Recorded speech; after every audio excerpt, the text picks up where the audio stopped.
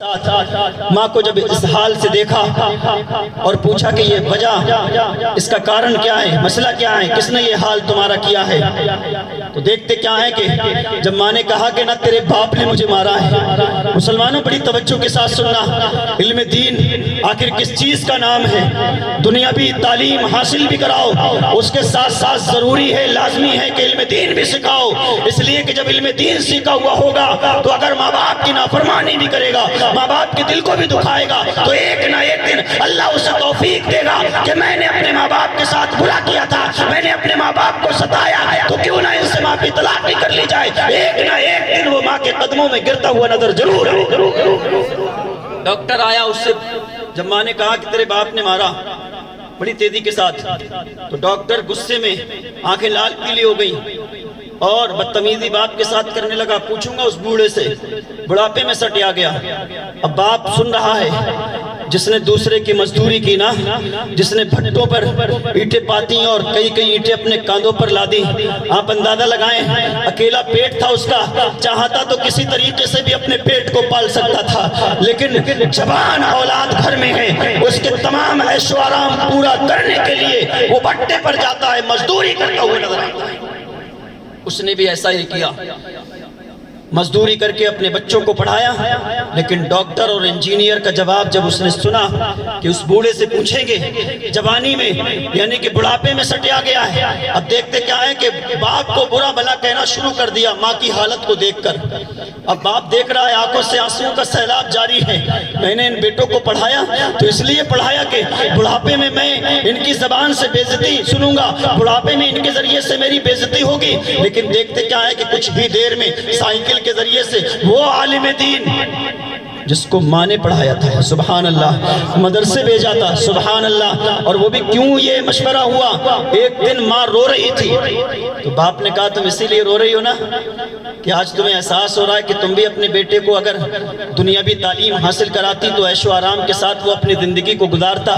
آج چھوٹی سی سائیکل ہے، کسی مدرسے میں پڑھاتا ہے، مسجد میں پڑھاتا ہے، مختصر سی تنخواہ ملتی ہے، اسی بنا پر رو رہی ہو؟ تو ماں نے کہا میں اس بنا پر نہیں رو رہی ہوں، میں اس بنا پر رو رہی ہوں بروز قیامت مجھے ایک عالم کی ماں کے نام سے پکارا جائے گا، میں اس بات پر رو رہی ہوں، مجھے اس بات کی فکر ہے، مجھے اس بات کا رنج ہے، مجھے اس بات کا دکھ ہے کہ میرے جو دو بیٹے ہیں اگر یہ بھی عالم بنتے تو بروز قیامت میں عالم کی ماں کہہ کے نہیں پکاری جاتی بلکہ علماء کی ماں کہہ کر پکاری جاتی، علماء کی ماں کہہ کر پکاری جاتی۔ اب دیکھتے کیا ہے کہ جب عالم صاحب تشریف لے کر آئے، دونوں نے اپنے جواب دے دیے تھے، دونوں نے بدتمیزیاں اپنے اپنے طریقے سے کر لی، پوچھیں گے بوڑھے سے۔ اب جب عالم صاحب تشریف لے کر آئے، سلام کیا، ماں نے سلام کا جواب دیا، اور جب جواب دیا تو اس کی وجہ پوچھی تو ماں نے زبان چلا کر کہا کہ بوڑھے نے ایسا ایسا کیا ہے۔ اللہ اللہ، علم دین تو دیکھیں، دینی تعلیم کا حال تو دیکھیں، ایک عالم کی شان دیکھیں، اور مذہب اسلام کیا مذہب ہے، سرکار نے ہمیں سبق کیا پڑھایا ہے۔ امت محمدیہ میں ہم لوگ جو ہیں اپنی قسمت پر ناز کرنا چاہیے۔ جب عالم دین نے اتنا سنا کہ ماں جو ہے وہ اپنے شوہر کے لیے برا بھلا کہہ رہی ہے، اور سرکار نے فرمایا میں اگر اللہ رب العزت کے علاوہ کسی کو سجدہ کرنے کا حکم دیتا تو وہ عورتوں کو دیتا کہ وہ اپنے شوہروں کو سجدہ کریں۔ اتنا بڑا مرتبہ شوہر کا، لیکن میری ماں میرے باپ کو اپنے شوہر کو گالیاں دے، برا بھلا کہے تو میری ماں تو جہنم کا ایندھن بن جائے گی۔ آپ نے فوراً اپنی ماں کے منہ پر انگلی سے اس طریقے سے اشارہ کیا، ماں خبردار، خبردار، آپ ان کے نکاح میں ہیں، آپ ان کی شریک حیات ہیں، اگر کوئی مسئلہ آپ کے درمیان ہے تو بیٹھ کر بات چیت کر لی جائے گی، لہذا یہ ہے کہ ان کی شان میں گستاخی ہرگز نہ کریں۔ میری ماں، مجھے آپ سے بڑا پیار ہے، بڑی محبت ہے، آپ نے بڑی قربانیاں دی ہیں، اور جو علم سکھایا ہے اس سے یہ معلوم چلا ہے کہ اگر آپ باپ کی شان میں گستاخی کریں گی تو آپ پھر جہنم کا ایندھن بنیں گے۔ اس لیے سرکار نے فرمایا ہے میں نے جہنم میں دیکھا سب سے زیادہ عورتوں کی تعداد۔ صحابہ نے عریضہ پیش کیا یا رسول اللہ کیوں؟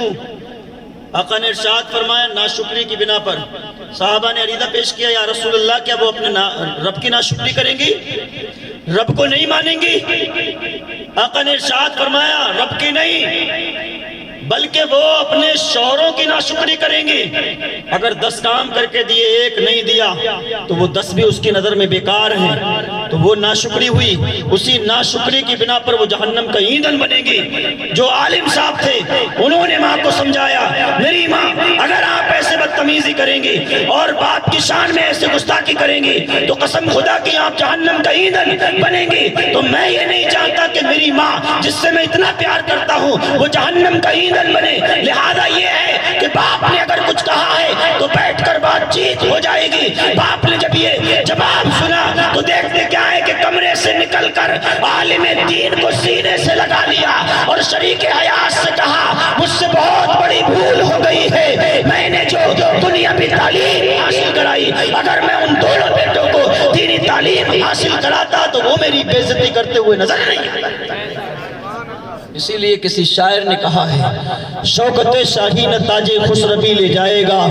تو خدا کے گھر فقط عشق نبی لے جائے گا۔ تھام لے احمد رضا کا مسلک حق، تھام لے باغ جنت میں تجھے مسلک یہی لے جائے گا۔ آ رہی ہے ہر طرف سے بس یہی پیاری صدا، اب ہمیں منزل کی جانب ازہر ہی لے جائے گا، اب ہمیں منزل کی جانب ازہر ہی لے جائے گا۔ بس آخری بات، نمازوں سے ہم بہت دور ہیں۔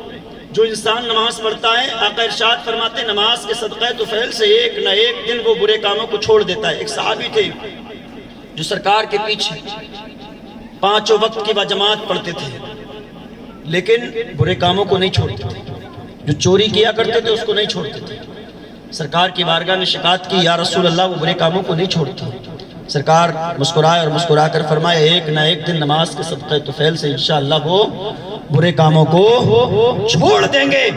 دیکھتے کیا ہیں کچھ دنوں کے بعد پھر وہی لوگ سرکار کی بارگاہ میں تشریف لے کر آئے اور بارگاہ رسالت میں عریضہ پیش کیا یا رسول اللہ صلی اللہ تعالیٰ علیہ وسلم کچھ وقت پہلے ہم نے جس شخص کی آپ کی بارگاہ میں شکایت کی یا رسول اللہ وہ نماز پڑھتا تھا لیکن برے کاموں کو نہیں چھوڑتا تھا، یا رسول اللہ اب اس نے برے کاموں کو چھوڑ دیا، پرہیزگار اور متقی بن گیا۔ سرکار نے اتنا سنا تو آپ مسکرانے لگے اور مسکرا کر فرمایا میں نے کہا تھا نا نماز کے صدقہ طفیل سے وہ برے کاموں سے باز آ جائے گا، اس لیے کہ اللہ رب العزت قرآن کریم میں ارشاد فرماتا ہے ان الصلاۃ تنہی عن الفحشاء والمنکر، بے شک نماز تمام بری باتوں سے بے حیائیوں سے منع کرتا ہے۔ جب انسان نماز پڑھنے لگتا ہے تو برے کاموں سے خود بخود دور ہو جاتا ہے۔ اللہ رب العزت کی بارگاہ میں دعا ہے کہ سب سے پہلے مالک و مولا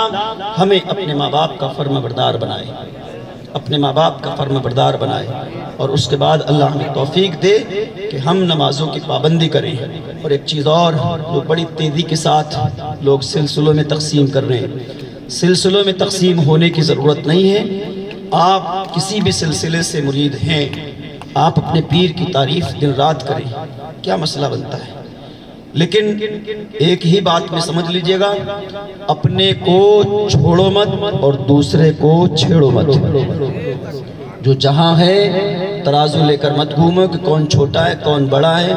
کون ولی ہے کون نہیں ہے۔ یہ تمہارے باپ کی بس کی بات نہیں ہے کہ تم کسی ولی کے مرتبے کو پہچان سکو کہ وہ ولی ہے یا نہیں ہے، بلکہ قرآن کریم سے پوچھو ان اولیاءہ الا المتقون۔ قرآن فرماتا ہے پرہیزگار اور متقی اللہ کے ولی ہیں،